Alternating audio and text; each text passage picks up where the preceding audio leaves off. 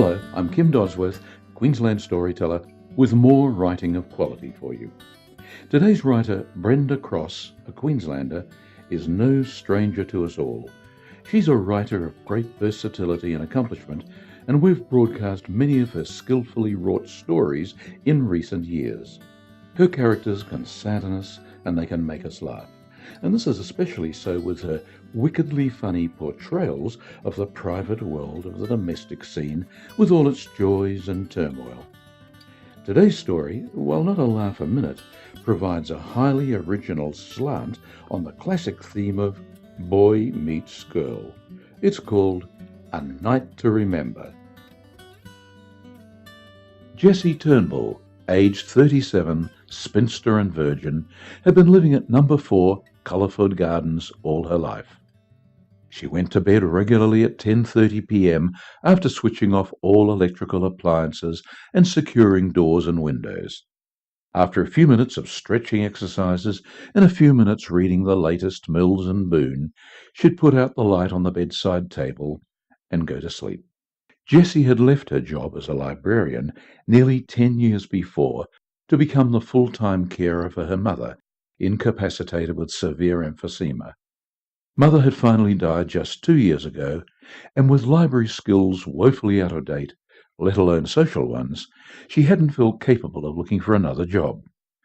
Not that she felt totally alienated. She'd conversed with her neighbours over the fences, although for the last couple of years the fences were all quite overgrown with cat's paw and ivy. She'd also exchanged a few words of small talk with the librarian, butcher, greengrocer, and supermarket checkout staff. Yes, it was hot today, wasn't it? Or cold, or wet, or misty, or humid. Thank God for the weather. Even so, it was a quiet life. When her mother had died, Jessie had grieved for many weeks. Then, as life must go on, she had begun to rearrange the house in small ways to suit herself. The major change was to take over the back room, which had been her mother's bedroom. Strictly speaking, it was a lounge room, with French windows looking out onto the garden.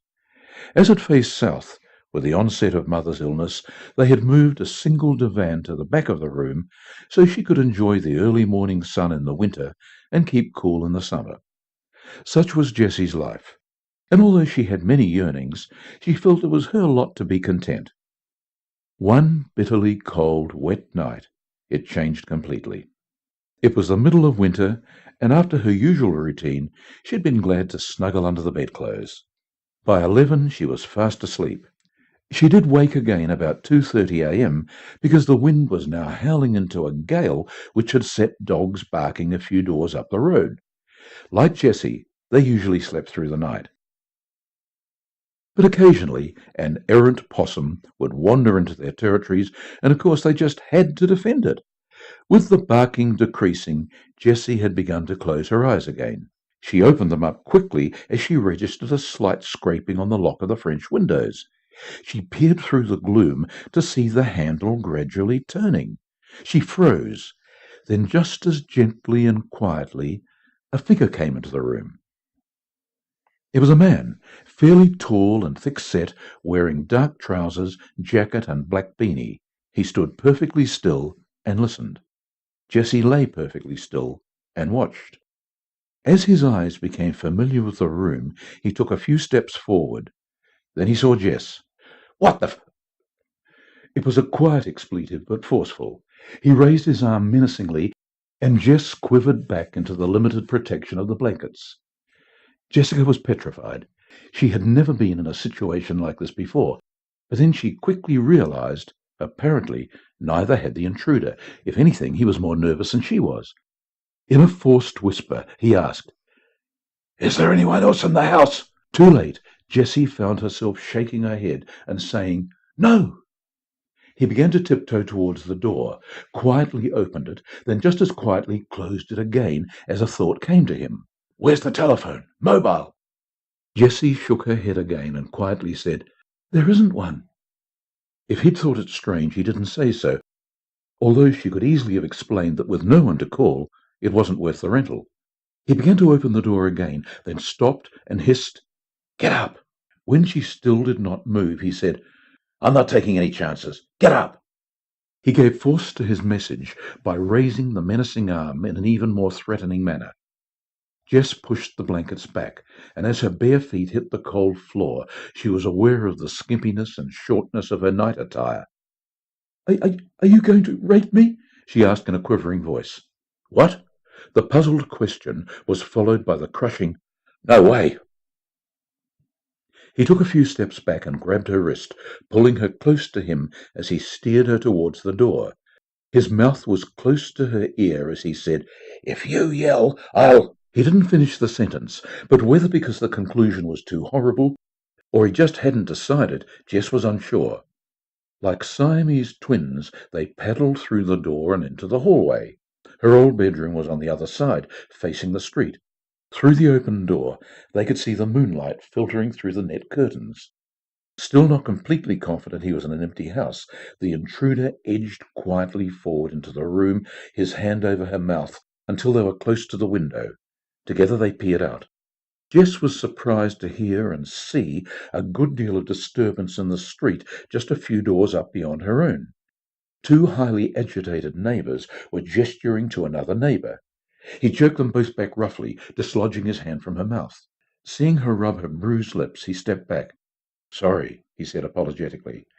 Being a polite woman, Jessie returned with, That's all right. It doesn't hurt much. They watched the disturbed neighbours return to their homes, still obviously stressed, and she asked fearfully, You didn't kill or hurt anybody, did you?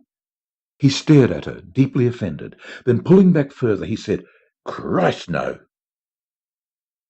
Defensively, he continued, I only broke into their shed to get out of this pelting rain. He hung his head in shame. I've had some bad luck lately. Lost my job, got thrown out of my digs, then, well, not used to living on the streets, I lost my wallet. Stolen, I guess. He hung his head in shame. When I saw the kitchen door open, I went in to get some food. I haven't eaten for 2 days. How awful for you. The words slipped out from Jessica as with compassion she put her hand on his arm. They both fell silent as the new implication of their situation compacted. I don't suppose you... He stopped, obviously embarrassed. Then Jess said, I could make you a sandwich, adding shyly, I have some homegrown tomatoes. He turned to look at her. Yes, I saw the plants. Some have fallen down in the wind. They'll need restaking. Then added, You like gardening?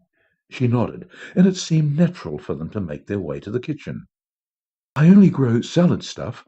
The winter crops seem to encourage caterpillars, she said conversationally. You never thought of synergy?